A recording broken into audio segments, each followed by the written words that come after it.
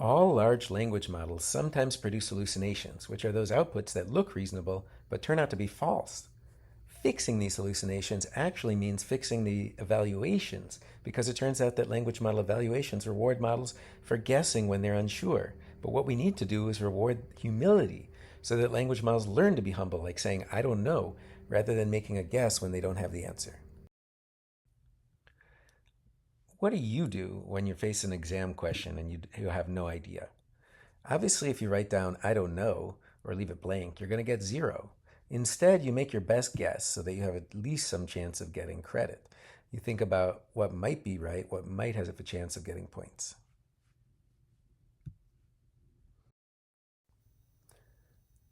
Language models are really good test takers, and they also make their best guesses, which is what a hallucination is. It's just the language model making its best, trying to score as highly as possible.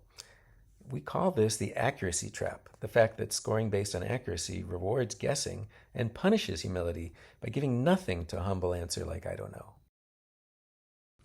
This video is about our OpenAI blog and our recent paper by myself, my colleagues at OpenAI, and at Georgia Tech.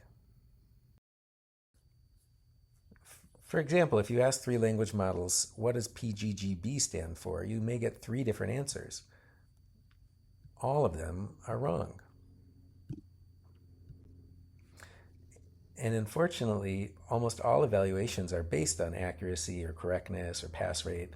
So even if we added one or two evaluations that rewarded humility, that were good hallucination evaluations, they would be swamped out by the rest of all these other evaluations which fall for the accuracy trap and penalize humility. Now, people learn humility outside of tests. If I asked you what does PGGB stand for in the real world and you said I don't know, I would learn to trust you. You wouldn't make something up because you'd be afraid of looking like a fool if you got caught later. Now, I want to tell you something remarkable. There are actually many ways that are known to reduce hallucinations and create a humble language model. Paper after paper shows how to reduce hallucinations by abstaining, by generating multiple answers and testing whether they're equivalent or consistent, by estimating confidence. And so you might be wondering, if there are so many ways that are known to reduce hallucinations already, then why do language models still hallucinate so much? The reason is that a hallucinator will score higher on tests, and tests are used to decide which language models should ship. Now, if I just ask a language model a question, it's actually an unfair test because it's not clear how I don't know is scored. In order to make the humble language model ship, we need to change the test. So our first suggestion is to state the scoring system right there in the question prompt. If you do this, all of a sudden it's a fair test. Both language models know how it's scored. The humble language model, on the test, it'll make its best guess, but in the real world, it can still be humble, like a person. We call this an open rubric prompt because we state the scoring system right there in the test, just like people usually know how tests are graded. Even better, if you add a reward for humility and you tell the language model, say they'll get 50% credit for abstaining or saying I don't know, then the humble model will look even better. It'll guess only if its chance of being right is at least 50%, and it comes out on top.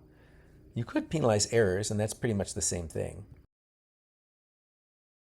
Of course, you can go further and give it 3/4 credit, and then it'll look even better. Does it work? Do language models follow these kinds of instructions? Yes, the paper shows they do, even though overconfidence is still a major problem. The suggestion is we have to change the grading system on existing tests to reward humility, and that way we will incentivize language model makers to make humble language models. I want to close with an example which illustrates hallucinations and the alignment problem more broadly.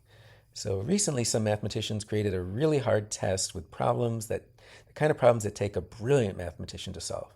And like most tests, it was scored based on accuracy. There was no reward for humility or penalty for errors. Can you guess what happened? The amazing OpenAI language model produced 68 pages of proofs for all 10 problems, and most of them turned out actually to be correct, which is remarkable because these are problems that require brilliant mathematicians to solve. But the mathematicians were furious because they had to check the proofs. And finding a mistake buried in a long proof is a lot of work.